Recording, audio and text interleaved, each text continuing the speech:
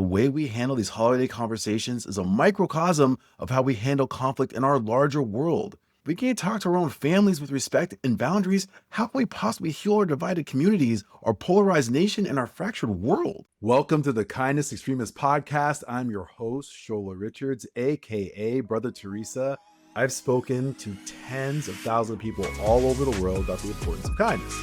And I am obsessed with how we can bring more kindness into our daily lives and restore balance to a deeply unbalanced world.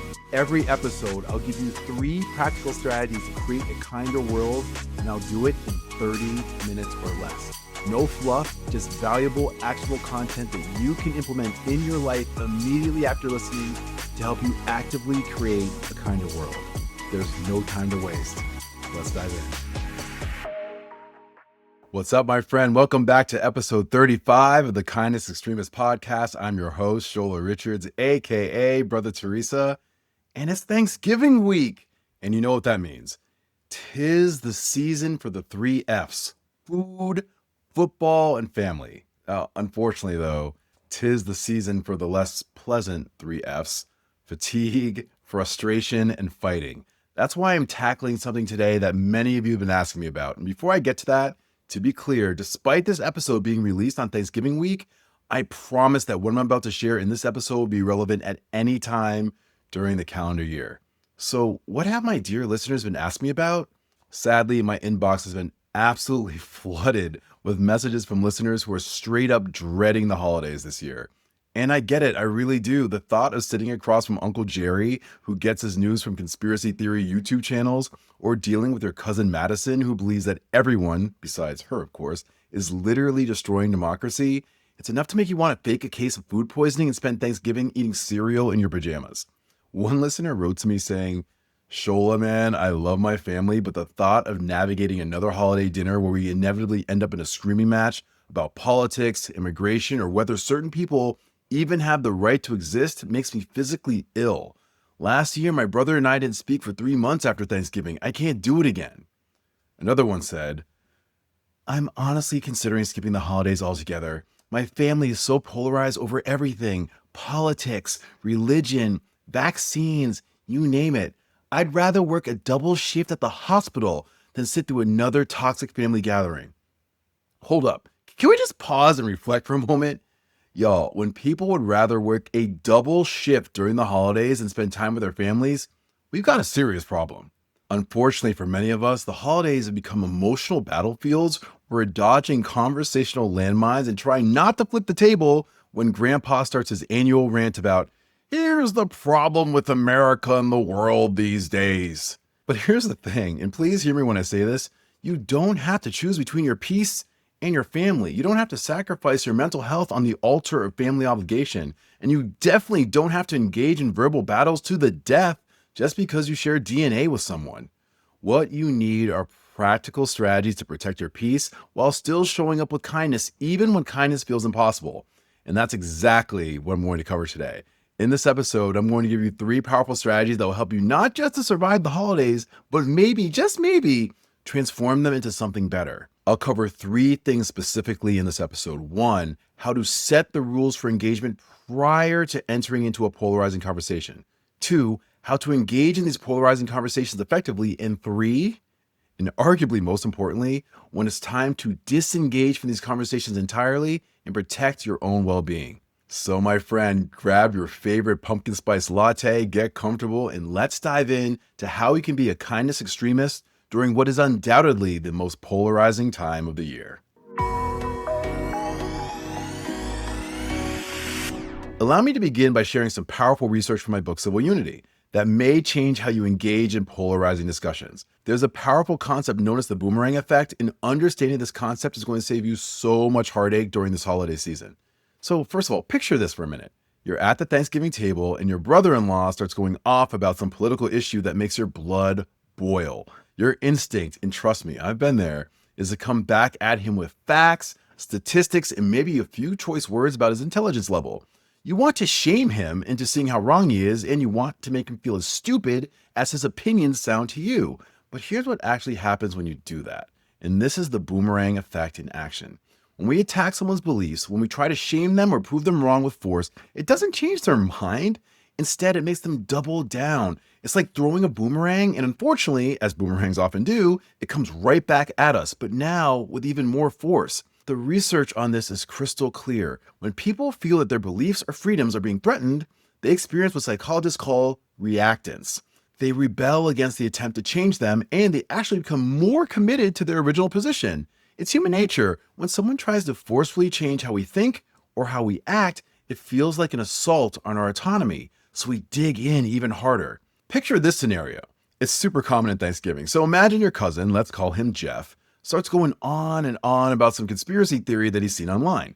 And your aunt, armed with her iPad and her righteous indignation, starts pulling up article after article to prove him wrong. She literally has tabs open from CNN, BBC, NPR, you name it. And then Jeff laughs in her face and says, "Of course you believe the mainstream media. You're such a sheep." And then he pulls up his own sources from websites you've never heard of, with names like trutheagle.freedom or some equally ridiculous nonsense. The more your aunt pushed with facts, the more Jeff retreats into his alternate reality. By the end of the night, not only has your Thanksgiving dinner been ruined, but also your aunt failed to change your cousin's mind, and worst of all, he was even more convinced that everyone else was brainwashed. That, my friend, is a very common example of the boomerang effect in action. Or just think about it like this. If someone starts verbally attacking you by calling you woke or a fascist or whatever the trending insult of the day is, would you pause and reflect on their words by saying to yourself, "You know what? I think she's right. Yeah, I'm so grateful that this kind person was real enough to call me those harsh names. Her mean-spirited commentary gave me the much-needed opportunity to look within and become a better human." Yeah, probably not, right? Look, this should be common sense, but no one will ever have their mind changed with verbal attacks, condescension, and name-calling. Ever. That's why we must become more strategic about how we handle these interactions and not allow our lizard brain impulses to take the wheel. Still though, if you're like, "Yeah, whatever, Shola. If I hear people saying stupid things, I'm going to call them out on their stupidity." Sorry, not sorry. Cool. Okay, so if that's the path you choose to take, just do so mindfully, knowing that you're only accomplishing three things, and none of them are good. One, you're deepening and strengthening their belief in the ideas that you claim to despise. Two, you're slamming the door shut on any possibility of them seeing the merits of your position. And three, you are actively contributing to the unproductive discourse that's tearing our world apart right now. If you're good with that, then go ahead and do you, fam. Also, if you are good with that, then why in the hell are you still listening to this podcast? However, if you're not good with that, which I'm going to assume is the case, thankfully there's a better way. And that better way is to use ground rules. And in my book, Civil Unity, these are known as the parameters for engagement. And for this to be effective, ground rules need to be set before the conversation gets heated, not during or after. Here's exactly how to do it. When you sense a conversation heading towards dangerous territory and you know the topics in your family that are landmines, you pause and say something like this. "Hey, before we dive into this, I know discussions about," choose your topic, "can get pretty intense. Can we just agree that we'll keep this respectful, like no personal attacks, no name calling, just sharing our perspectives?" Now, this is crucial. My friend, this is a binary choice that you're presenting. You're asking for a yes or a no answer. You're not demanding, you're not lecturing, you're simply asking if they're willing to engage respectfully. If they say yes, you've got an agreement that you can reference if things start to go south. If they say no or give you some sarcastic response, then you know not to engage at all. Let me give you a real example of how this played out in my life recently. I was at a dinner party and one of the people at the table, let's call him Ben, started to talk about immigration policy while we're waiting for the food to be served. I could feel the tension in the room spike immediately because more than half of the people in the room had very different views on the topic. I jumped in and said, "Hey Ben, I know we've got different perspectives on immigration. Before we go down this road, can we all agree to keep it respectful? I mean, I'd love to actually enjoy this meal without anyone storming off or throwing mashed potatoes at each other." He laughed and said, yeah, sure, I can be respectful." And you know what? When he started to get heated later in the conversation, I was able to check him and say, "Hey man, remember we agreed to keep this respectful." And he actually calmed down quickly based on his prior agreement to the ground rules. Okay, I'm not going to romanticize this. It was not perfect, but it prevented what could have been an absolutely disastrous dinner. The key here is that you're not trying to control the conversation or police everyone's opinions. You're simply establishing a baseline of respect. You're saying, We can disagree, even vigorously, but we're going to do it without destroying our relationships. Now, while that statement is mostly true, there are some exceptions to this rule, and I'll address that later in this episode. For now, though, here's your first practical takeaway of the episode. Before entering into any potentially volatile conversation this holiday season, explicitly establish ground rules. Don't assume everyone shares your definition of respectful discourse. Make the agreement explicit and make it before emotions run high. Write this phrase down if you need to remember it. Can we agree to stay respectful even if we disagree? This simple question could save your entire holiday. Now, let's say you set the ground rules and someone in your family is actually willing to engage respectfully. The next question is, how do you have these conversations without losing your mind or losing your relationships? This is where we need to talk about my definition of civility from my book, Civil Unity. Civility is the active demonstration of respect and the ability to disagree without disrespect. Notice I said active demonstration of respect. And to be painstakingly clear, this does not mean that you need to respect their views. Lord knows some views do not deserve respect. But you can actively show respect for the person, for their humanity, even when their opinions make you want to scream into a pillow. And the most powerful way to do this, choose curiosity over judgment. Let me tell you about a conversation I had with my neighbor a few years ago that completely changed how I approach these situations. This woman, we'll call her Patricia, started telling me about her views on a particular social issue that I care deeply about. Her perspective was, in my opinion, not just wrong, but potentially harmful. My first instinct was to educate her, to explain why she was wrong, to shame her into seeing things my way. But then I remembered something. Patricia is a good person. She used to bring me cookies. She would bring my packages from outside when I traveled. She's not evil.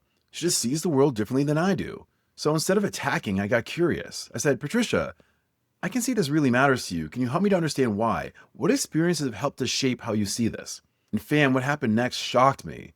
Patricia started sharing a story from her childhood that I never knew about, an experience that had shaped her entire worldview. And to be clear, I still didn't agree with her conclusion, but I understood how she got there. And more importantly, because I listened, really listened without judgment, she then asked me about my perspective. She said, "You seem to see this differently. Tell me why this matters so much to you." And because I'd shown her respect by listening, she gave me the same courtesy. This was my opportunity to share my heartfelt personal views on the matter based on my own lived experience. She actually said, I never thought of it that way before. Now, did I end up changing her worldview? I have no idea. What I do know is I was able to plant an idea in her head that would have never happened if I just started screaming at her. This is the power of curiosity over judgment. When you approach someone with genuine curiosity, not fake curiosity where you're just waiting for your turn to pounce, but real curiosity, something magical happens. Defenses come down, hearts open just a crack, and real dialogue becomes possible. Here are the exact phrases I want you to write down and keep in your back pocket for the holidays. I can see this is really important to you. Can you tell me more about why? Or, what experiences have led you to believe this? Or, help me understand your perspective on this. Or, I'm curious about how you came to this conclusion. Or, what would you need to be true for your view to change? Notice that none of these phrases are attacks disguised as questions. They're genuinely curious inquiries that show you're interested in understanding, not just winning. And here's what's great about this. When you actively listen, even to views you vehemently disagree with, you're not betraying your values. You're not saying their views are okay. You're just simply recognizing that the person across from you is a complex human being with their own experiences, their own fears, and their own hopes. Your second practical takeaway of the episode is this. This holiday season, commit to asking at least 3 curious questions before sharing your own opinion. Not fake questions designed to trap someone, but genuine attempts to understand. For example, if your sister-in-law Sarah starts going off about something that goes against everything you believe in, instead of engaging in your usual holiday battle, just try saying, Sarah, I've never understood why you feel so strongly about this. Can you help me to understand why this means so much to you personally? If so, maybe you'll learn something about Sarah that you didn't know previously. And equally as important, if you show her that respect, you're increasing the odds that you'll get the chance to share why your opposing view matters so much to you as well. Remember, understanding someone's perspective doesn't mean agreeing with it. It just means you're choosing connection over combat, which is super rare in these polarizing times, holiday season or not. Hey, fellow kindness extremists, it's me, Shola. If you're picking up what I'm putting down, if you're mowing what I'm growing, if you're smelling what I'm stepping in. Okay, I'll stop. If you're enjoying what you're listening to so far, I would love it if you would take a moment to hit the subscribe button and leave a rating and a review. Those incredibly kind acts go so far in helping me to reach as many people as possible who will join the movement to actively create a kinder world. I appreciate you so much, my friend. Okay, let's get back to the episode. Now we need to talk about something that might be the most important part of the entire episode. Sometimes the kindest thing you can do for yourself and for everyone else is to disengage, to shut it down, to walk away. And I need you to hear me loud and clear. Some conversations are not worthy of your kindness, your time, or your respect. Early in my life, I had this naive belief that I was just kind enough, patient enough, understanding enough. I could break through anyone's ignorance and hate. I thought kindness was like this magical superpower that could melt even the coldest hearts. Man, I was so wrong, dangerously wrong. There are some people who are not interested in dialogue. They're not interested in understanding. They're interested in dominance, in cruelty, in denying other people's basic humanity. And engaging with these people isn't kindness, it's self-harm. If you are a person of color, if you're a member of the LGBTQ plus community, if you're disabled, if you're an immigrant, or if you're a woman, or if you belong to any marginalized group, and someone at your holiday gathering is refusing to acknowledge your basic dignity or your right to exist in peace, you do not need to engage. You do not need to educate. You do not need to be the bigger person. You need to protect yourself. And let me be crystal clear about what I mean. If someone says something like, your lifestyle is an abomination, or you people are all the same, or I don't believe you or people of your identity should have the same rights, or something else that's wildly out of pocket that denies your basic humanity or your right to exist, you need to shut it down immediately. Here's how you can do it. Just say, I'm not going to engage in a conversation that questions my right to exist. This discussion is over. And then you leave. You leave the room. You leave the table. You leave the house if necessary. Your safety, physical, emotional, and psychological, comes first. Always. And please, please don't fall for the ridiculous circular logic trap. You know the one I'm talking about. It's when someone says something hateful, you refuse to engage with it, and then they hit you with this. So much for your tolerance. You're intolerant of my views. You're the real bigot here. No, no, no, no, no. Supporting someone's right to exist in peace and being a bigot are not equivalent positions. One stance honors our shared humanity, and the other one seeks to diminish it. Don't let anyone gaslight you into thinking that refusing to tolerate intolerance makes you intolerant. That's like saying refusing to let someone punch you in the face makes you violent. Huh? Exactly. It makes no sense. Also, I hear from well-meaning people at my speaking events, but Shola, if we disagree from having conversation with people who believe deeply harmful things, then we'll never be able to touch their hearts and change their minds. Okay, I hear that point, but here's the more important point. Trying to maintain a relationship with someone who refuses to acknowledge your humanity or your right to live in peace isn't a form of kindness. It's actually self-harm. Case in point, I had a troubling conversation with an attendee at one of my speaking events who shared something that stopped me in my tracks. She's a transgender woman, and one of her extended family members spent last Thanksgiving telling her that people like her were mentally ill and destroying the fabric of society. She sat there and took it because she didn't want to ruin Thanksgiving for the rest of her family. When I heard this, my heart broke. She didn't ruin Thanksgiving. It was the family member who was actively spewing hate who ruined Thanksgiving. She had every right to stand up and say, I will not be treated this way, and leave. But she didn't. And that's why I feel this kind of self-betrayal is so harmful. And here's where it gets tricky. Do you know when to engage and when to disengage? If not, let me help you by making this painstakingly simple for you. Engage when, 1, the person is genuinely curious, even if they're misguided. 2, they're willing to follow the basic ground rules of respect. 3, the disagreement is about policy or approach, not your basic humanity. 4, you actually have the emotional bandwidth to have the conversation. And 5, there's real possibility of mutual understanding. On the other hand, disengage when 1, your humanity or your right to exist is being questioned. 2, the person is being cruel or intentionally hurtful. 3, they refuse to agree to basic ground rules of respect. 4, you're being gaslit, manipulated, or emotionally abused. 5, the conversation is affecting your mental or physical health. And 6, you simply don't have the energy, and that's okay. If nothing else, remember this. You are not obligated to be anyone's teacher. You are not responsible for fixing anyone's ignorance. And most of all, you are not required to sacrifice your peace to keep the family harmony even during the holidays. Please save your finite energy for the people who actually see and respect your humanity. So my friend, here's your third practical takeaway of this episode. Before the holidays, identify your non-negotiables, the lines that if crossed will result in immediate disengagement. And to be clear, I'm not talking about stuff like your uncle rooting against your favorite football team or your aunt thinking that it's okay to add raisins to a sweet potato pie.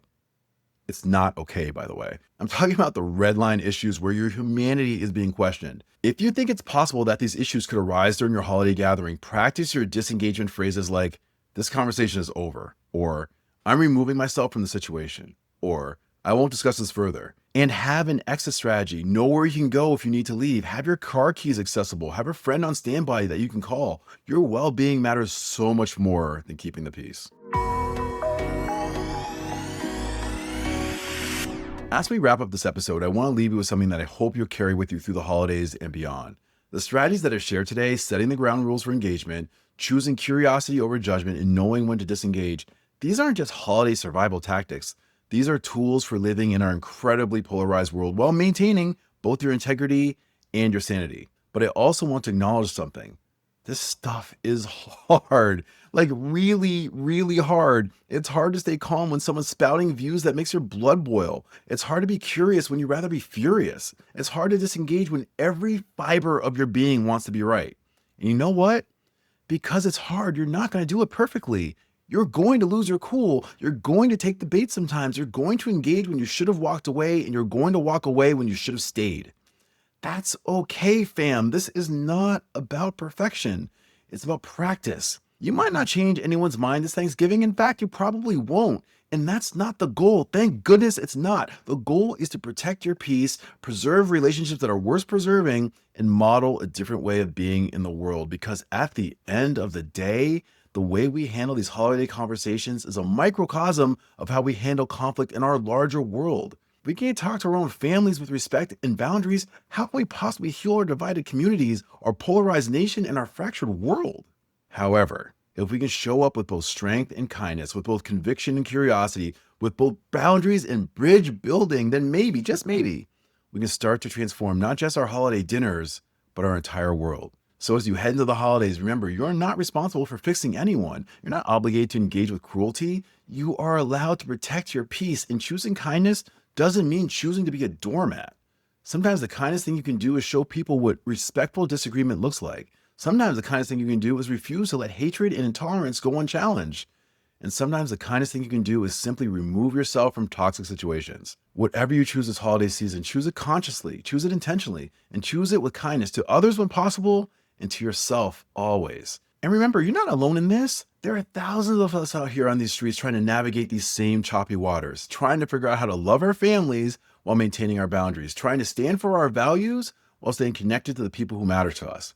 We're all in this together, my friend, and together we're going to make it through this holiday season with our dignity, our relationships, the ones we're saving anyway, and our sanity intact. And hey, if things get really bad at your holiday gathering, just remember, you can always hide in the bathroom and listen to this episode again.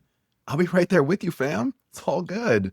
Happy holidays, my friend. Now go out there and be the kindness extremist your family didn't know that they needed. This is your host, Shola Richards, aka Brother Teresa, and you now know that kindness can't be weak because you just experienced the strength of the Kindness Extremist podcast.